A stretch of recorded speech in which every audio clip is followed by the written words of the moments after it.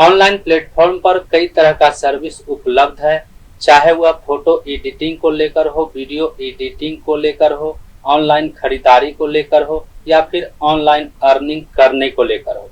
इस तरह का कई सर्विस ऑनलाइन प्लेटफॉर्म पर मौजूद है,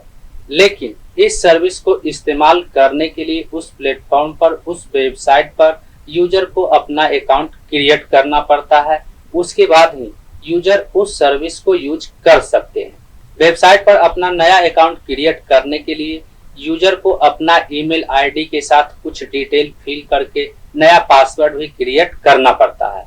और यूजर द्वारा अपना नया अकाउंट क्रिएट करते समय फिल किया गया डिटेल उस वेबसाइट के सर्वर पर सेव हो जाता है और उस डिटेल को, उस डेटा को वेबसाइट डेवलपर अपने अनुसार यूज भी करते हैं, जिसके द्वारा हमारे ईमेल आईडी पर उस वेबसाइट डेवलपर के द्वारा मैसेज भेजा जाता है। यानी जिस वेबसाइट पर हम अपना अकाउंट क्रिएट करते हैं तो क्रिएट करने पर हमारे ईमेल आईडी पर सत्यापन लिंक या फिर कोड आता है,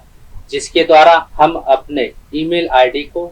उस वेबसाइट में वेरीफाई कर देते हैं और उसके बाद उस वेबसाइट का मेल हमारे ईमेल आईडी पर आता है, उस वेबसाइट का ऑफर हमारे ईमेल आईडी पर आता है। तो ऐसे में यहाँ पर सबसे बड़ा सवाल यह उत्पन्न होता है कि अकाउंट क्रिएट करते समय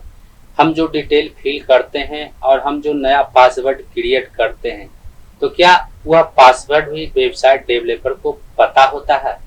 और यदि पता होता है तो क्या वह वेबसाइट डेवलपर हमारे अकाउंट को एक्सेस भी कर सकता है। तो आज के इस वीडियो में हम इसी टॉपिक के ऊपर बात करने वाले हैं कि नया अकाउंट क्रिएट करते समय होता क्या है। नमस्कार दोस्तों, मेरा नाम है मंटन शर्मा। तो इसके बारे में सबसे पहले मैं आपको यह बताना चाहूंगा कि जब हम किसी वेबसाइट पर अपना नया अकाउंट क्रिएट करते हैं और क्रिएट करते समय हम अपना ईमेल आईडी के साथ जो भी डिटेल फिल करते हैं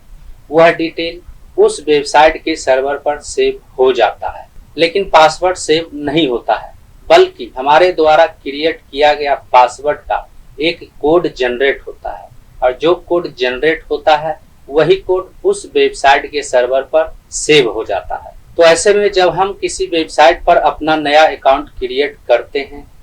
तो क्रिएट करने के बाद हमारा जो डिटेल है वह वेबसाइट डेवलपर को पता रहता है।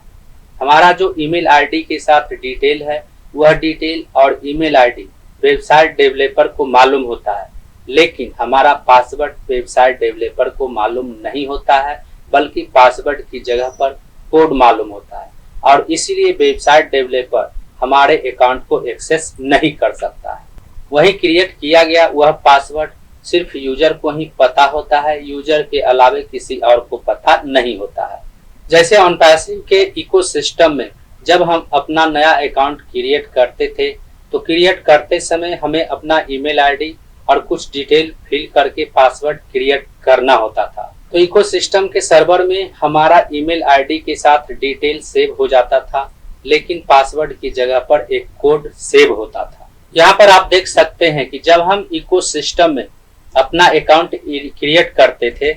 तो क्रिएट करते समय यह जो ईमेल आईडी है वह सेव हो जाता था और यहाँ जो पासवर्ड दिया हुआ है यह पासवर्ड सेव नहीं होता था, बल्कि पासवर्ड के जगह पर इस तरह का एक कोड सेव हो जाता था। और जब हम अपने इकोसिस्टम में लॉगिन करते समय सही पासवर्ड डालते थे, ये वाला पासवर्ड सही डालते थे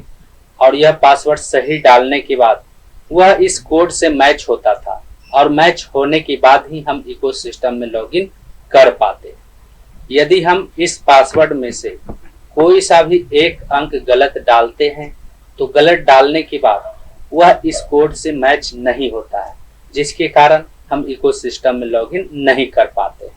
यानी कुल मिलाकर हम यह कह सकते हैं कि नया अकाउंट क्रिएट करते समय हम जो डिटेल फिल करते हैं वह डिटेल तो सेव होता है, लेकिन पासवर्ड की जगह पर एक कोड सेव होता है, पासवर्ड सेव नहीं होता है।